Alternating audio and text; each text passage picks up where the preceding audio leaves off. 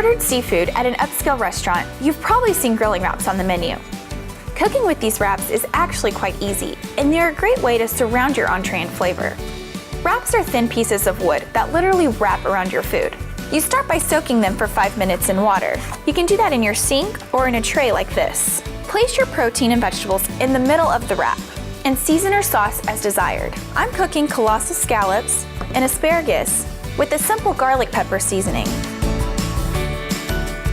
And of course, butter makes everything better. Tie the wrap closed using the provided twine and place them on your prepared grill. I'm using a gas grill, but wraps are perfect for any type of grill.